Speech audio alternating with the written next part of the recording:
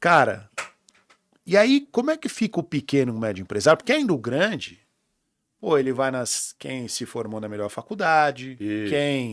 quem Essa galera tá com emprego quem fala o garantido. inglês, quem, né? Aí o outro que estudou numa faculdade mais ou menos, num colégio, ele também foi formado para trabalhar naquela empresa grande, só que ele só foi formado, ele foi induzido a isso. É. E não é por lá que ele vai começar. E aí ele não tem o preparo. E aí esse cara está sendo substituído por quem hoje nas empresas?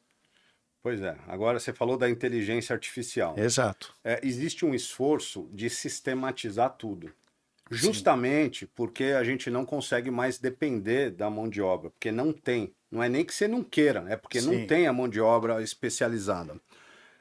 Vou trazer de novo para o meu campo. A gente lá no meu escritório, né, na E-Conexão, a gente se esforçou para criar um método que a pessoa consiga ter as informações gerenciais para ela fazer a gestão sem depender de um grande especialista. O que eu brinco em reuniões com clientes, né?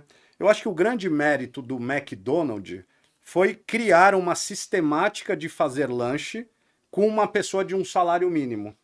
Ou seja, eu já comi McDonald's em 22 países diferentes, Marcelo. No final sai um Big Mac, com gosto de Big Mac. E quem está operando aquele sistema é um menino, muitas vezes 16, 17 anos, que ganha um salário mínimo. Sim. Esse é o grande mérito do McDonald's. Ele sistematizou.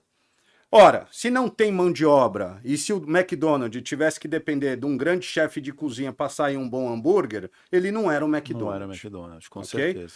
Então é assim, eu procurei olhar esses pontos que de alguma forma a gente já sabe que é problemático. Não tem mão de obra, não tem ferramenta, as empresas não têm processo, né? Eu falei de 21 milhões de empresas, a gente só tem 500 mil contadores no Brasil. 500 mil 500 mil. conta. Então você está falando de 40, Uau. 42 por, né, empresas por profissional. Só que o Brasil, ele tem uma questão tributária tão complexa que a maioria dos contadores está mergulhado nessa burocracia. E ele tem que estar antenado, ele tem que estar sempre ligado e ele passou a ser o agente de arrecadação do governo. Sim. E o empresário tem sim que contratar esse profissional, que tem sim que estar antenado, e aí muitas vezes o direcionador do empresário me ajuda a pagar menos imposto dentro do que você Em pode geral, fazer da lei. 90% fala isso. Fala isso. Tá bom, então se ele está focado nisso, quem que está gerando as informações para o empresário decidir? Sim. Que daí é o balanço que eu brinco que vai estar na mesa do empresário.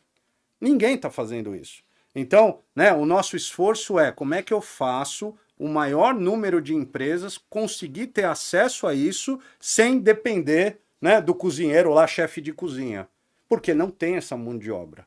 Então a gente criou toda uma metodologia, né, que eu batizei como RFA, Raciocínio Financeiro Aplicado, para justamente a pessoa aprender a fazer e no final de 100 dias, né, a gente, não é que a gente promete, a gente tem a certeza que em 100 dias ele vai ter os relatórios na mão dele.